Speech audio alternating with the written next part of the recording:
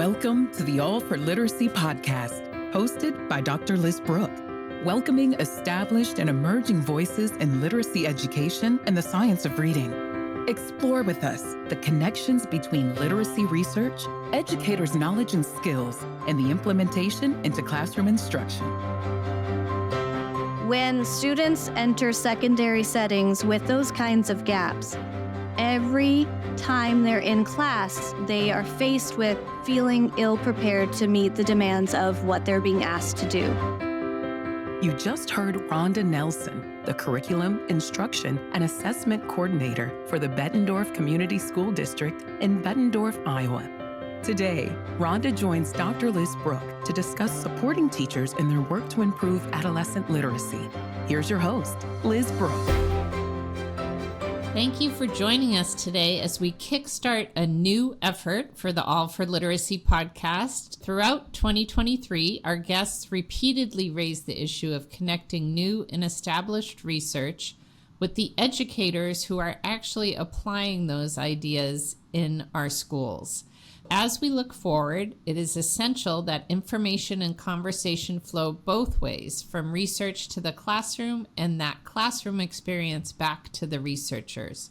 So today I am joined by Rhonda Nelson, the Curriculum, Instruction, and Assessment Coordinator for Bettendorf Community School District in Bettendorf, Iowa. Welcome, Rhonda, and thank you so much for spending some time with me today. Thank you for having me. I'm glad to be here.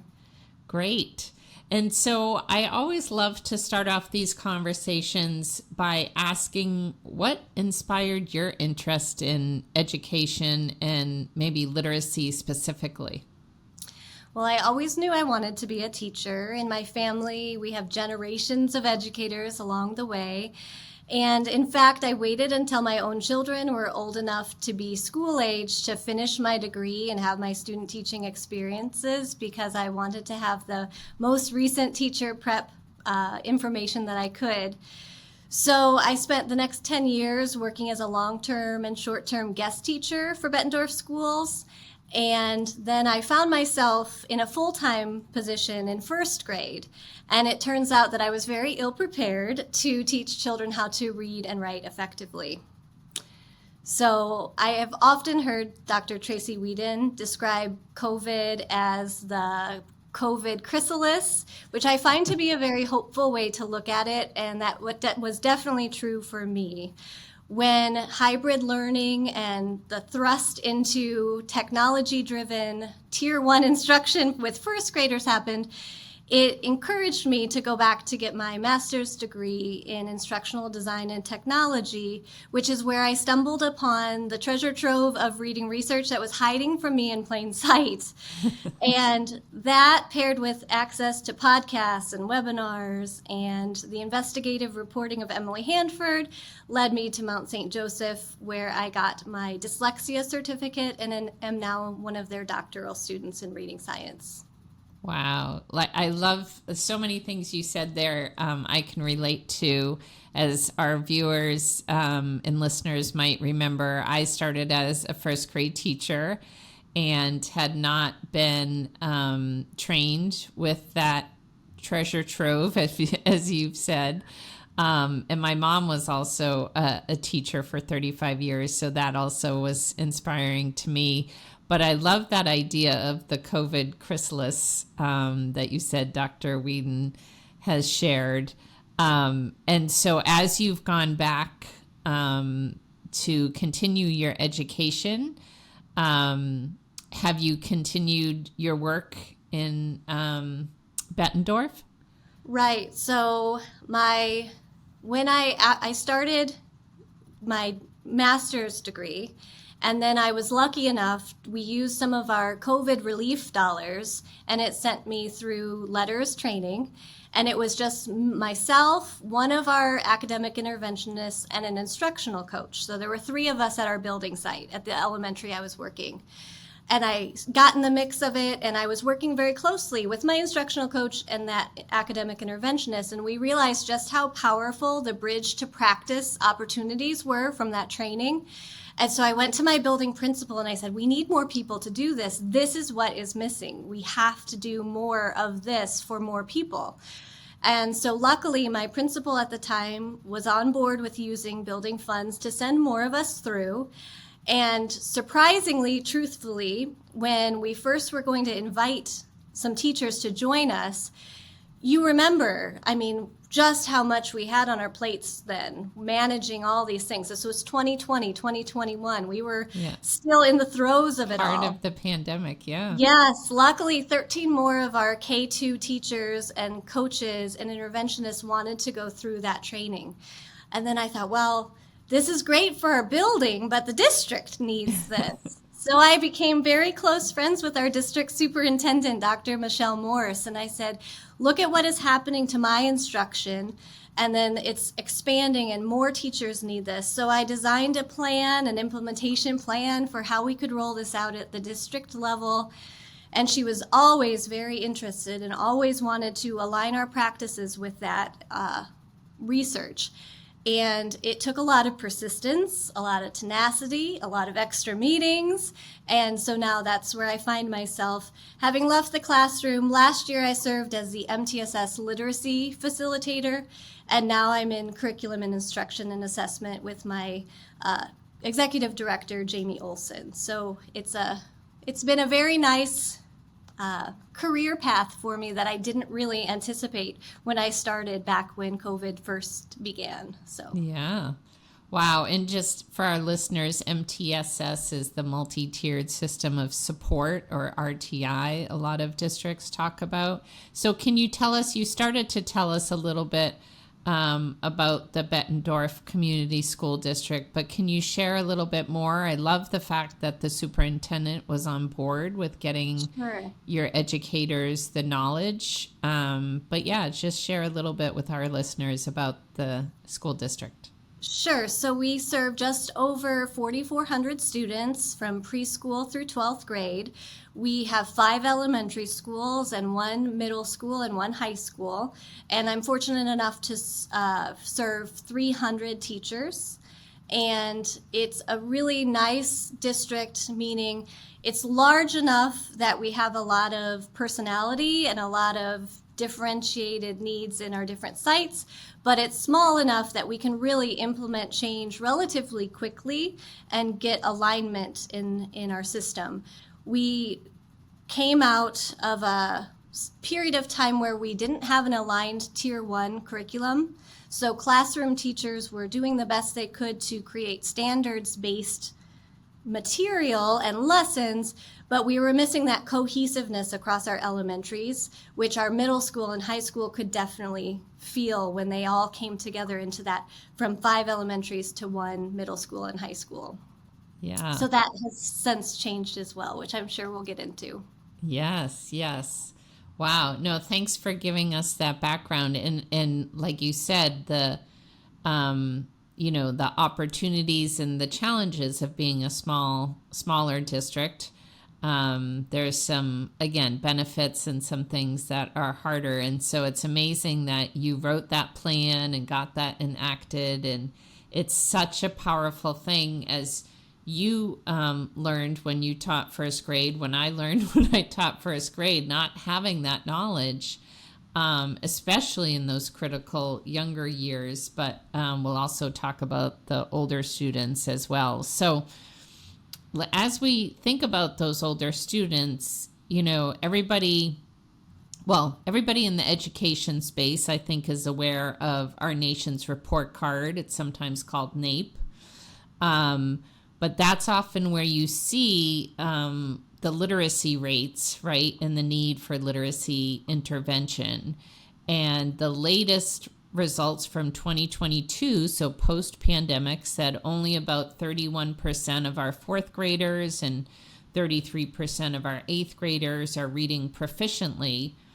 So I'm sure your district has been talking about the NAEP results and lots of conversation happening.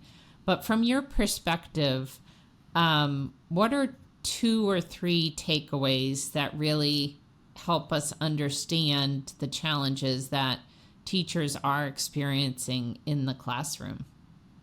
Sure. So obviously the NAEP trend of data is very concerning.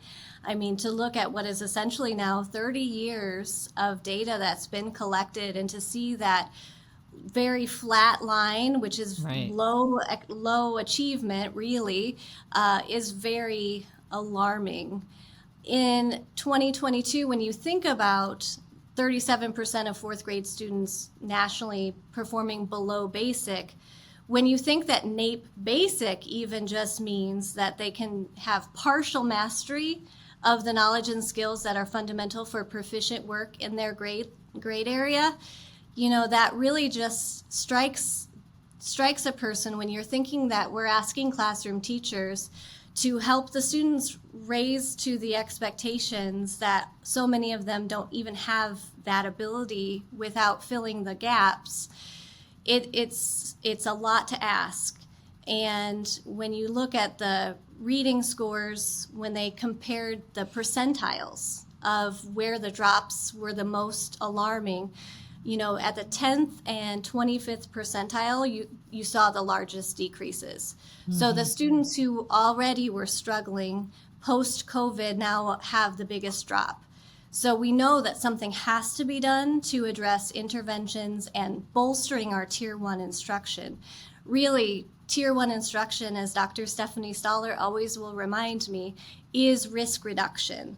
So focusing on implementing a really strong and rigorous Tier 1, along with that system of supports with those additional instructional opportunities, are where we're really going to be able to close those gaps.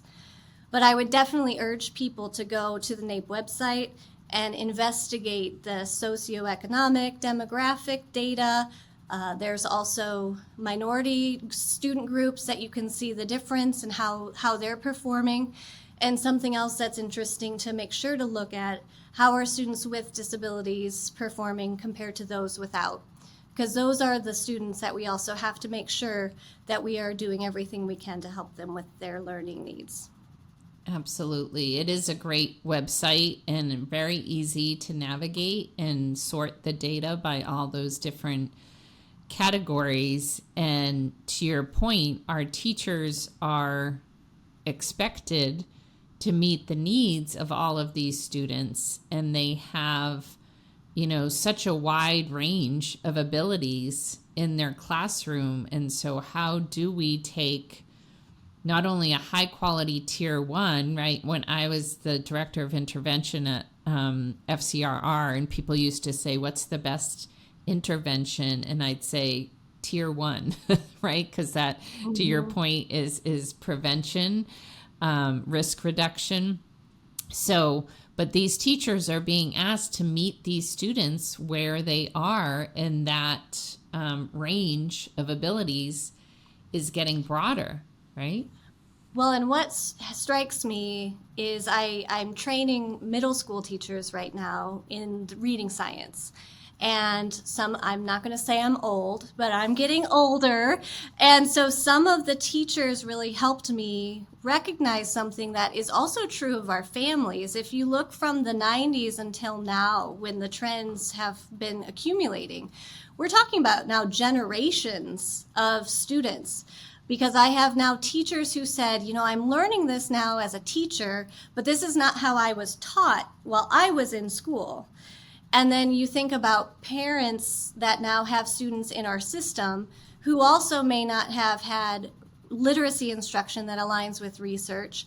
So there's just all of these nuances to looking at that data over time that you really have to think about just what was going on in those different time periods across our country, especially considering that a lot of areas still have materials and pre-service teaching experiences that are out of alignment with research. Absolutely. And I'd love to pull on the thread of the materials, right? Because in episode 2 this year, I spoke with Kareem Weaver, and he raised the issue that most stakeholders know that literacy is important, But when there is progress, it takes clearly stated goals and methods.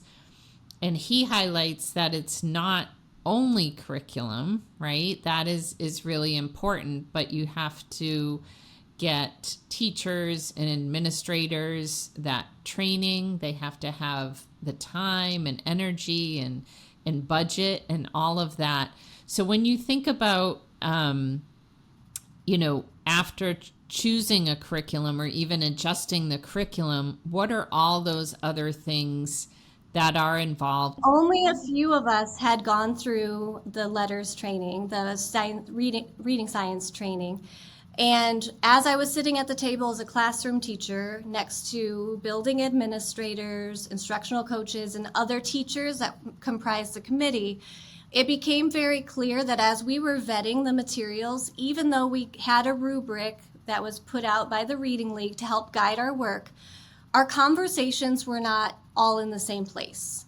So we had people who were trying to bring past whole language balanced literacy viewpoints into a shift in practice that were going to be supported by instructional materials.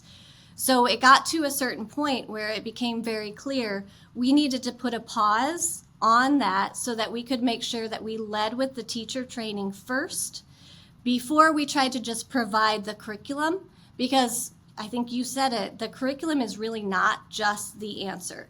You could have the best curriculum, but without teachers understanding what you're asking of them or why they need to shift their practice, there will always be either distrust in the curriculum or I'm going to shut my door and do what feels comfortable and familiar to me.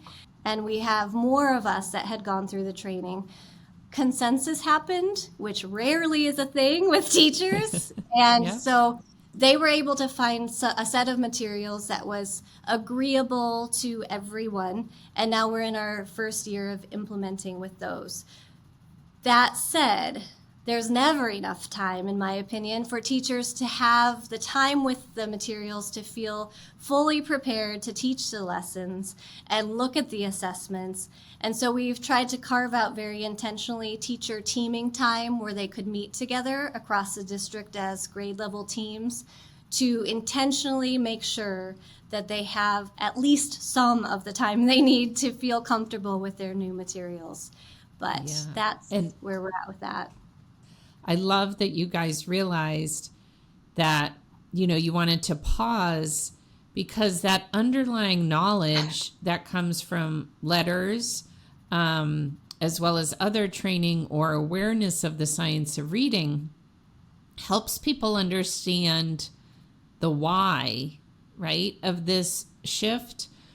And I remember working with Dr. George Batch and other colleagues in Florida around RTI and MTSS and talking about that first step being that consensus building. And you said it's very rare, right? But people need to understand the why.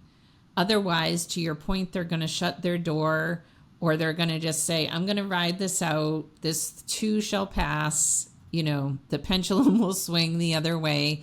But when there's the power of everybody understanding the why and sharing that language, that vocabulary, and that knowledge, it then makes those next steps not smooth because everybody is bringing a different perspective and a different lens, whether it's financial or elementary versus secondary. But I think that's a really important point for folks. And so maybe you could just talk about that idea of that shared consensus and how, even though it may have seemed like a delay in the process, that was so critical. So maybe you could just touch upon that a little bit more. Well, alongside the consensus building based on that knowledge, what we had spent several years at that point, since 2020, living in a constant reactive and looking at intervention needs always. So a lot of time was spent thinking about intervention. So a real chance to stop and say, where can we make the biggest impact for students, and to have a moment to recognize that, again, where they spend the majority of their time is within our Tier 1 classroom setting. And that means students with disabilities, that means students with intensive reading intervention needs. All of those students really need that opportunity to have a very robust Tier 1. And my curriculum director, Jamie Olson, consistently would remind the team, don't think where they are now, think of where should they be and where are we going to help them arrive. And that kind of forward thinking helps them to take themselves out of that immediacy of intervention into forward thinking of how can these resources give every student opportunity to access complex grade level text and really solid phonics and word recognition instruction. And that was really revolutionary for teachers because we hadn't been used to thinking that way because of so many things, but a large part, COVID forced us to feel that way as well. So again, yes, it's definitely not a smooth path, but it's the right path. And so we're happy to be on it together. Thinking through the work that went alongside of that, though, was putting structures and systems in place for a multi-tiered system of supports, because that was another component that I won't say was broken. We had interventionists, we obviously have special education services, but the intentional scheduling and the protected time for additional adults to come and support either core instruction or that intervention extra dosage of time wasn't there across the board for all buildings and on all spaces. So we've spent a lot of time really building capacity in that area, along with teaming at the district, at the building, and at the teacher level, and then really putting things into place, how to do collaborative problem solving with good data from progress monitoring to measure how the students are doing. Right. I love the focus on systems and structures and being really intentional about that, because, again, the idea that also shifting from being reactionary to proactive, putting those systems and structures in place, that brings us to that concept of, okay, now that you have those things in place, we're going to start implementing this.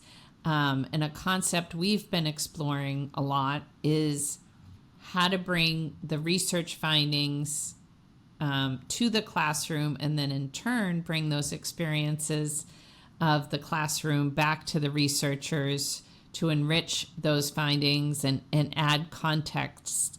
So when you're thinking about implementation, thinking about the science of reading, because we know it's not finished or finite, right? Researchers continuously adding to that literature.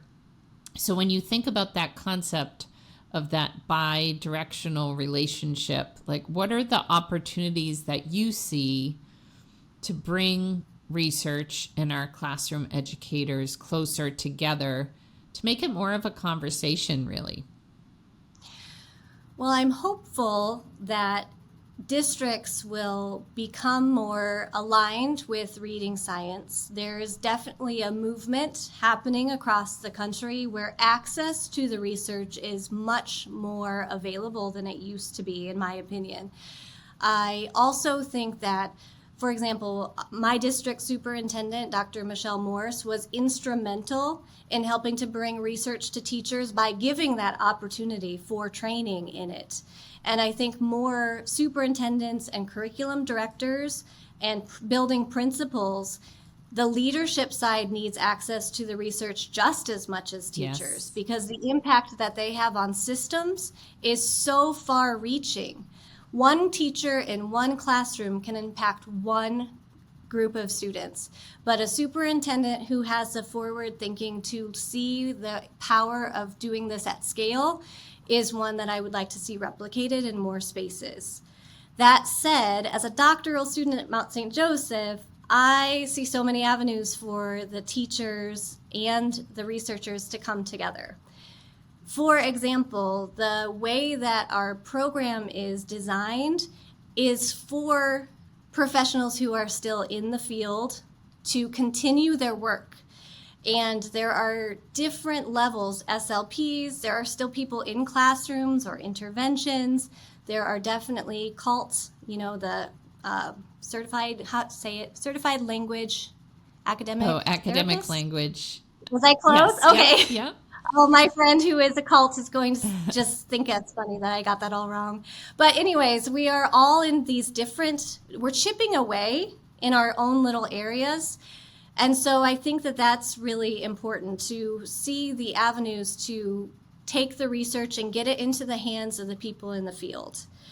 Then I also recognize that organizations that tailor their work to support teachers have a vital role to play.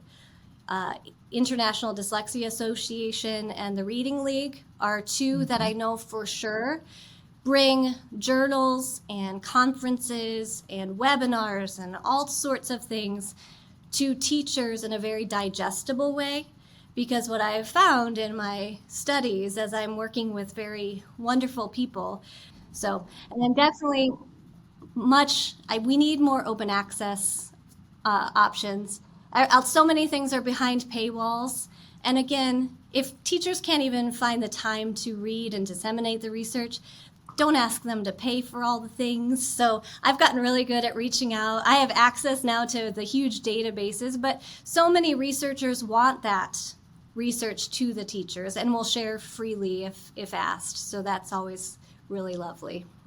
Absolutely. Yeah, there's a couple of points there. The open access, that is a challenge. And I agree. A lot of researchers now, there's usually links where it says reach out to the authors. They can share those. But I think trying to figure out how can we get some of that more freely open access. To your point, though, a lot of those journal articles might turn some people off thinking of what research is, because there are some heavy, intense ways of writing that. But like you said, the Annals of Dyslexia and the Reading League Journal are doing a great job of taking that research and making it more approachable and user-friendly. So that is really an important piece for sure. And the second thing that you said that is so striking is about having folks who are still in the classrooms and in the schools be able to go and get their doctorate degree, right? Mm-hmm. So I know for me, I was working at FCRR when I was getting my doctorate degree, but like that immediate connection of what you're learning in your classes and even doing for your research studies, you're like the immediate conduit because you're both the researcher and the educator in that moment. So right. I love that idea too, and making sure that some of our colleges and universities allow for more flexibility so that teachers can do that, right? Because there's so much on our educators' plates that it could be very daunting. I mean, doctorate degree just in and of itself is very daunting. But so maybe you could talk a little bit more about how you balance those two, because I think that is a special understanding that you have, that you bring to your doctorate studies, but also that you bring back to your students and your fellow educators. Well, I won't lie, when I was looking into potential programs, Mount St. Joseph rose to the top for me for a lot of reasons, one of which was that I could stay working in the field as I went through the program. I multiple times said, now, are you sure we can actually balance a full-time job and the coursework? Yes, we promise you will be able to. And it really has worked out that way. And the nice thing is there are reading science prerequisite classes, and I was in their dyslexia certificate program. So I had a preview of how their course structure was laid out and how the work would fold into the current work that I'm doing. Now, that said, my work with Mount St. Joseph, my superintendent, my curriculum director, the people here at Bettendorf, they see the value of what I'm doing alongside of the work I'm doing for Bettendorf. So they have been very gracious with making sure that they support the types of things that I'm doing here with my doctoral studies. I think that it's very critical that when teachers look into getting a master's or a certificate or a doctorate, if they so choose, we really need to be cognizant of making sure that they're spending their money in research-aligned courses. I just was really disheartened when I have some student teachers who come to the district. They learn what we're doing, they see the resources we have, they hear the teachers now talking about shifts in practice, and they feel like they just were told the things we're moving away from. And so I would really ask that our higher educational institutions really look closely at where they are in this process and considering making some shifts for the betterment of all the teachers to come. Because right now we're willing to fill the void of what that might mean when teachers come without it, but they shouldn't have to do more courses and more learning when they just got out of teacher prep, in my opinion. Absolutely. I think a lot of the shifts that your district and other districts are going through, we need, and we've seen some colleges and universities start to make that shift, but absolutely we obviously will have to address all the teachers that are in the field now, but if we can prevent folks from, to your point, spending a lot of money on their college degrees only to find out that what they were trained to do, right? And that's part of this movement is, it's not a blame game. Even college professors are teaching what they were taught to do, right? So this idea of this is Maya Angelou, who originally said, when you know better, you do better. And so how can we support, to your point, institutes of higher ed to do similar work that the districts are doing? I think that's really important. And another area, I think, some focus has shifted to higher ed. Another area that I'd love to get your opinion on is adolescent literacy, right? Because a lot of the conversations these days are focused on elementary or K-3, right? When we think about learning to read, we think about those earlier grades. However, we know that our schools are experiencing a need to support those students who are in the upper grades, right? When we look at those NAEP scores, it's about 4th, 8th, 12th grade students. So how are you seeing upper elementary and middle school classrooms impacted, whether from COVID and or this focus on science of reading? So the students most impacted by disrupted learning from coronavirus pandemic are right now in their upper elementary and secondary portions of their educational career.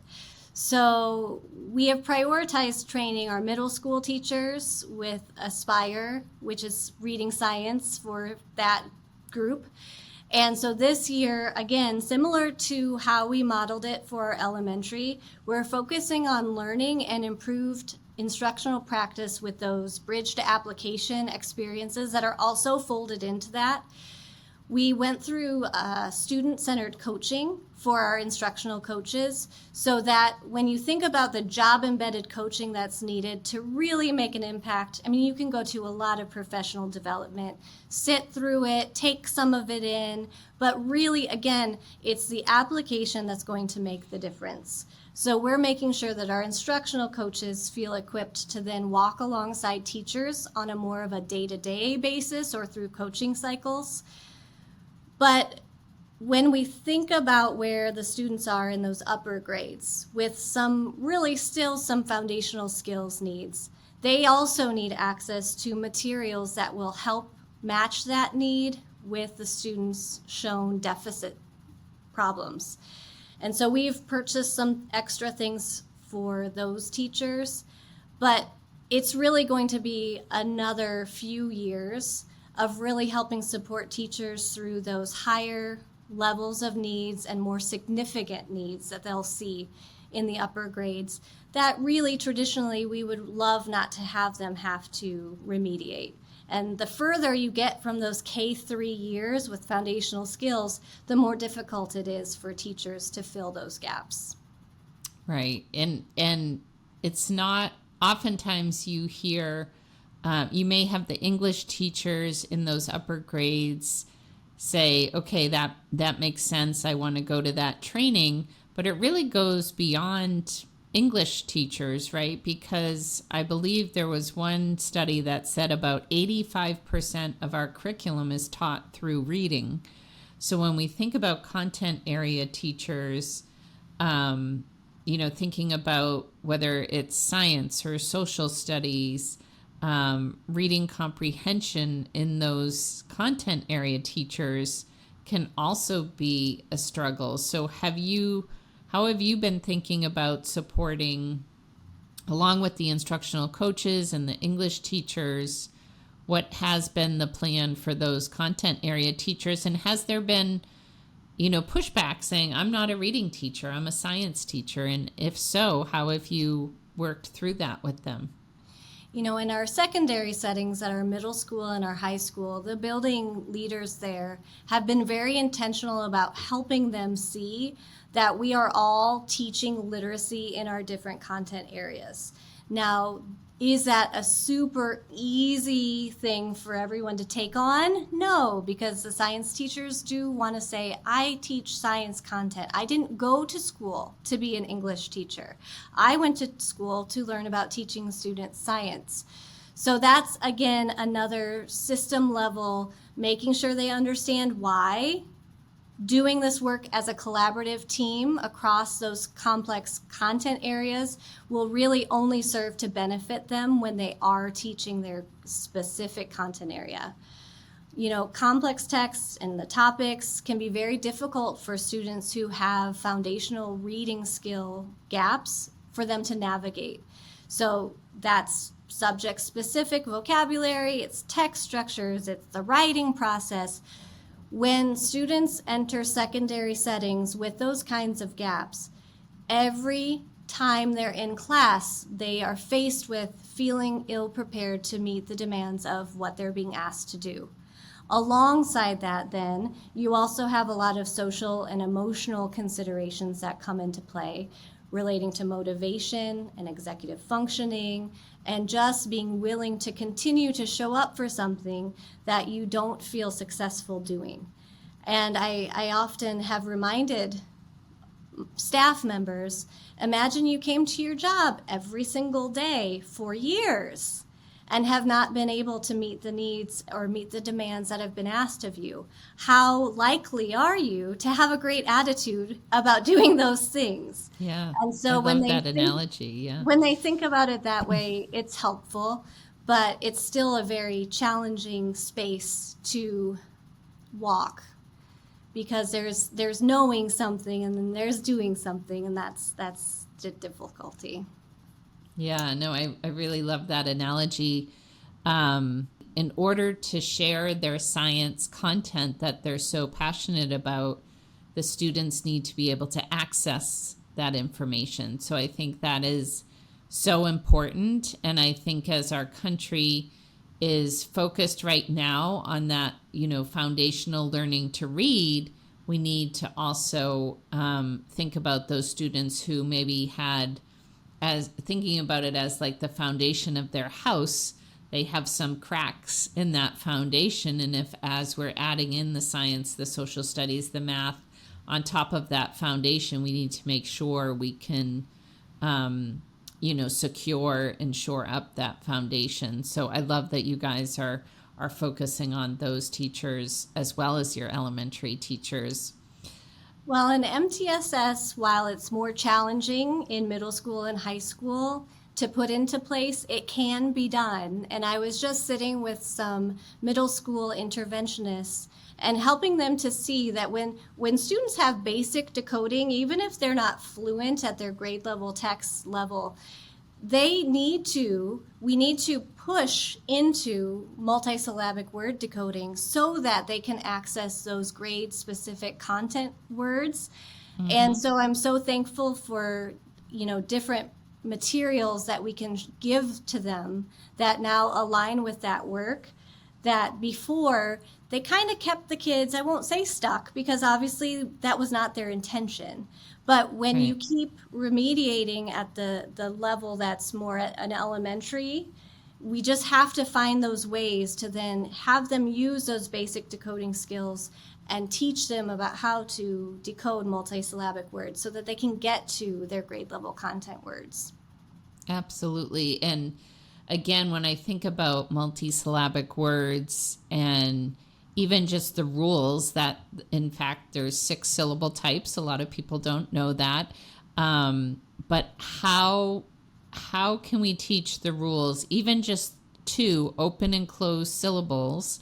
I think, again, there was a research study that said, I think about 72% of all multisyllabic words are made up of open and closed syllables. So even if you don't teach all 6 to those students, right, helping them know how to divide a word into syllables and then determine if it's open or closed, it's going to help them decide if it's short or long vowel, right? So those things, like you said, understanding the power of not trying to close the 6-year gap in their one science class, right? But especially about science words or social studies words, breaking them into the morphemes, the prefixes, the suffixes, right? Understanding multisyllabic. There are a few really, really powerful strategies that can be so helpful, to your point, that they can unlock that grade level content even if they can't fully read that complex text. They can start to break it down and start to break down even at the sentence and the word level, right, with those strategies. Well, and I'm going to go back to, it starts with teacher knowledge. As we are going through this training together, so many of these generalizations or these overarching rules that happen most often, the teachers, once they learn about them and the reasons for them, they said, I never knew that. I never knew that. Yes. But I guess I just knew it.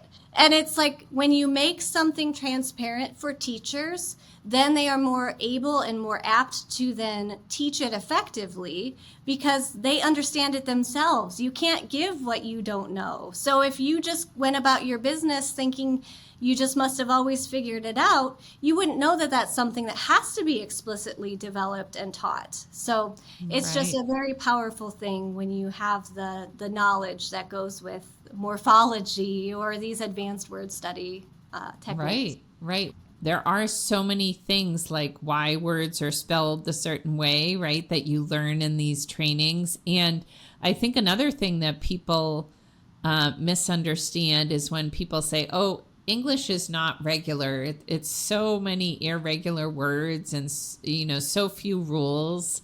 And when it comes down to it, I don't know if it's as low as 4%, right? When you can get it down to like 10 or 12%, and then even smaller if you take out certain things. So there's like really a lot of things, to your point, that we always just kind of knew, or we didn't know there was particular rules. And once they learn those, then they're more willing to share. So it's really exciting to see that light bulb go on for our educators so they can then share it with their students. Well, and I will say I've set quite a few people down quite a few rabbit holes, because what I love about a role like mine is when I do the trainings or when I walk alongside and learn something with them, they'll say, hey, do you have anything else about XYZ? And then you bet I have collected teacher-friendly resources from research-supported practice that then I can say, yes, I surely do. Here you go.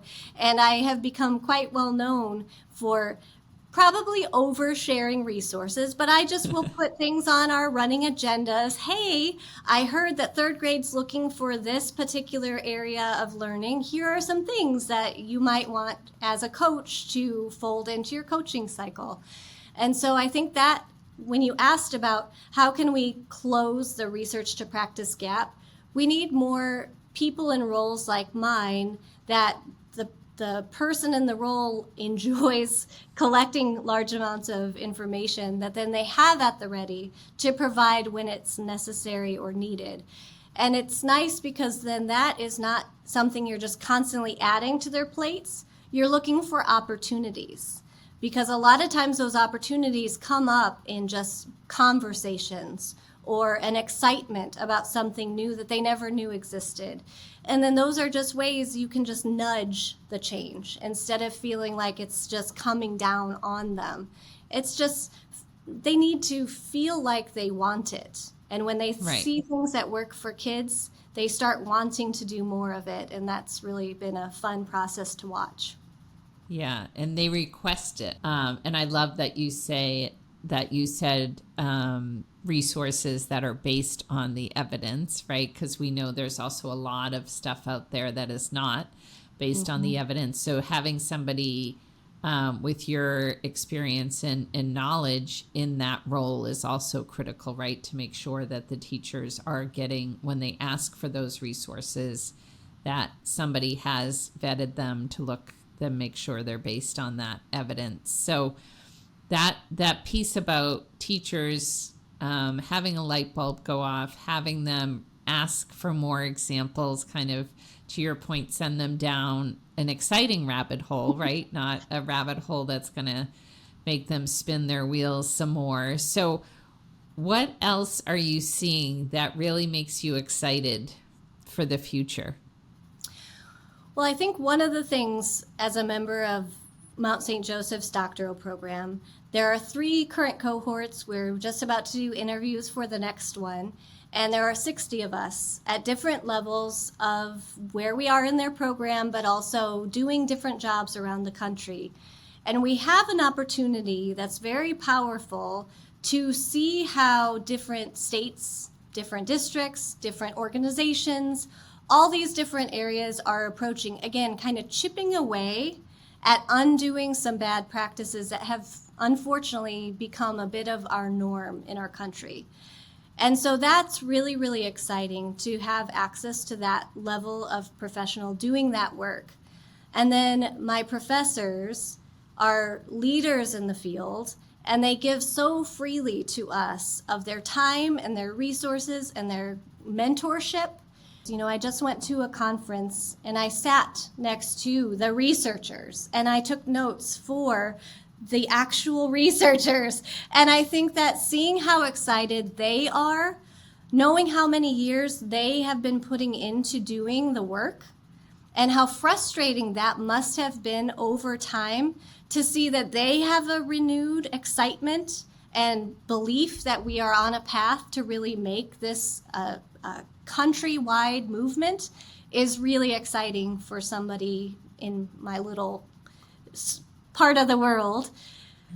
Alongside that, I just really think that the work of individual districts, speaking of, you know, when you see a system willing to recognize and acknowledge that where we were wasn't right, and to take some ownership and say, but we're going to do better, and we're going to give our teachers more, I think is really powerful. So that all is really exciting to me. And I really look forward to a time in history where classroom teachers walk into their classroom out of teacher prep, feeling that they have the knowledge that they need, and then feeling like they're going into a district that's providing them with the research to provide resources that align, that they can teach the students with. And so then those two things, you know, you have to have both, that then they can just move forward and go through all the angsty feelings of being a new teacher, but not because you don't have the stuff you need and you feel like you didn't learn what you needed to learn. So absolutely, there's plenty of other things they need to focus on. Yes, right? They're going to have other things to concern themselves with. Those are not the things.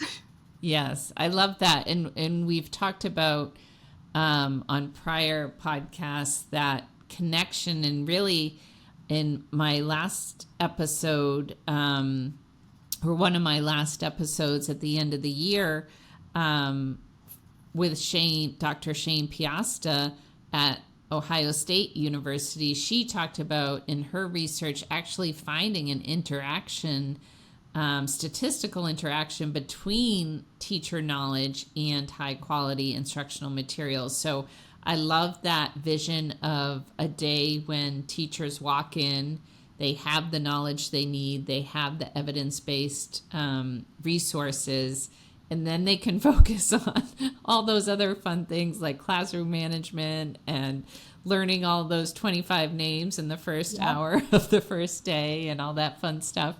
Well, and then they can focus on multi-tiered systems of support, right? Yes. They know that their tier one is intended to meet the needs of the majority of the students, and they can then start using where the students are to make database decision making for their small groups. And a lot has been said about losing the art of teaching because of the science. Mm-hmm. And I don't see it that way. I think that is short-sighted, and I think that does our teachers a disservice. You need the science to support the art. The art will always, teachers will find ways to make things still have art and interest, and I'm watching them with their new resources, and they're taking certain liberties with their extra days where they have culminating activities, and that's where they still have that freedom and flexibility and those intentional times to extend. But boy, you just can't underestimate having a solid tier one program. That is for sure.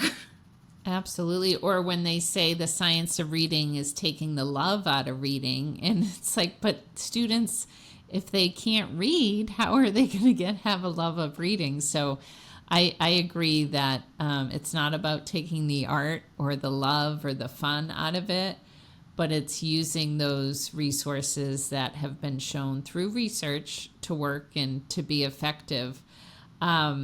Just a few more questions. I appreciate your time, but I'd love for you to share with your listeners. You've talked a lot about the great program at Mount St. Joseph's.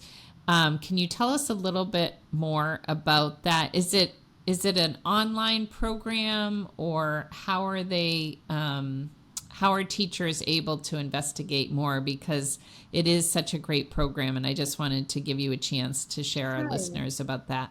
Sure. So the reading certificate, the dyslexia certificate, and there's a master's level as well, reading science master's degree, are all online, and they're largely asynchronous for those three options.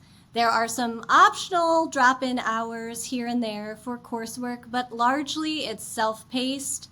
And it's really nice because, again, those also are designed for the working educator. So Great. They are semester classes. So you have one that you focus on for 7 weeks. It's accelerated, but it's manageable. I promise it's manageable. And then your next one is the next 7 weeks. So if you're interested in the certificate programs or the master's level, you would have an opportunity to have a rolling cohort. They have more opportunities. The doctoral program opens once per year.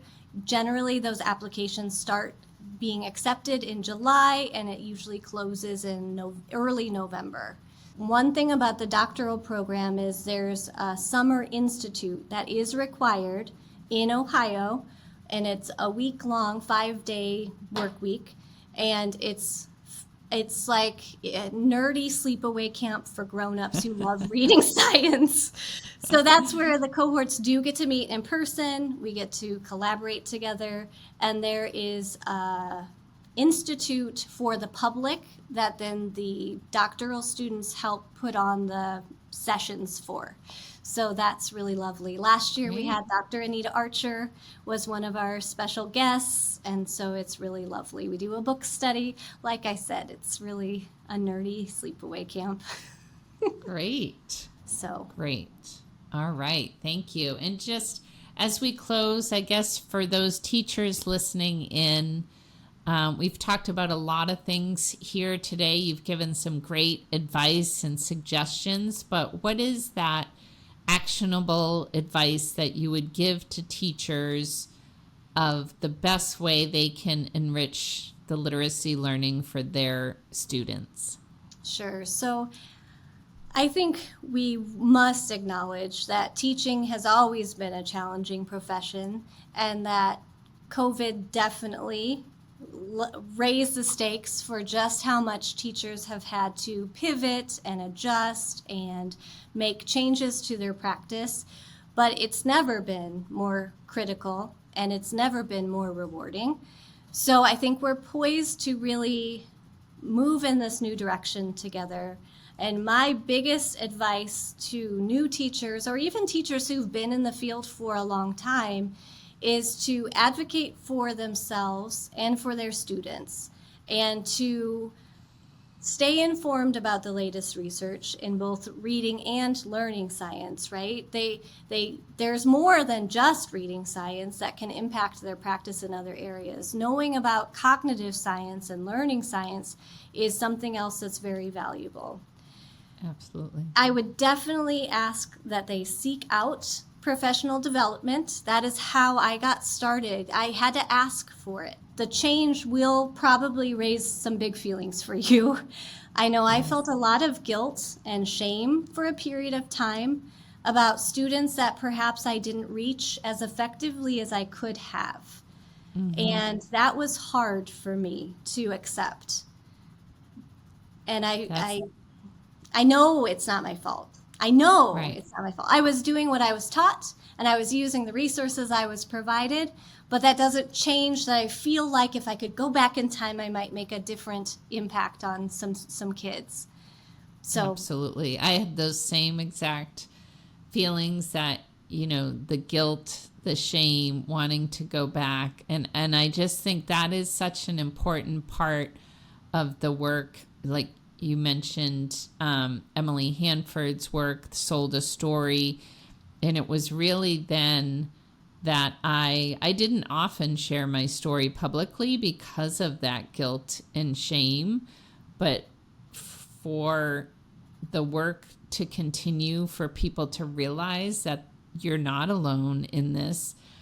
And your point about, you were doing what you were trained to do, and I would stay at school till 6 p.m. every night, and I was so dedicated, and I loved my students, and I loved teaching and being a teacher, but I didn't even know all the things I didn't know, right? So I love that idea, and advocate for yourself. I forget if it was Babe Ruth or, I don't know, more recently, Michael Jordan, that you miss 100% of the shots you don't take. So you're never going to get a yes answer if you don't ask. So I love that. And you are a great example of that, right? You were one of 3 teachers, or, at first you were the only teacher, then one of 3, and then you wrote the plan, and now it's district wide. So that's just like an amazing example of persistence and dedication. So thank you for sharing your story. Oh, of course. It's going to take that collaborative effort between the universities and between Department of Eds and between policymakers and superintendents and curriculum directors with the teachers and the students and the families to work together to really make this sweep across the whole nation and just become how we do business. We can do better together. We are better together. So it's an important thing to foster that team effort. Absolutely. It really is a team effort. I just want to thank you again, Rhonda, for taking the time to talk with us today. I'm sure our listeners are going to take so many great ideas back with them. The idea of leadership, MTSS, teacher knowledge, plus curriculum, so many great ideas that you shared, thinking about not only our elementary but adolescent. So I really appreciate your time that you spent with us today. Well, thank you for having me. I am excited to continue the work and to help in the areas that I can, for sure. Great. And thanks to our listeners for joining Rhonda and me today. There is so much we can learn by exploring what is working, what challenges are emerging in the classroom around the country. So I'd love to hear from you what questions are being raised in your classroom, and let us know by joining the conversation on LinkedIn. Our profiles are linked in the podcast description. So thank you for joining us, and we'll see you on the next episode.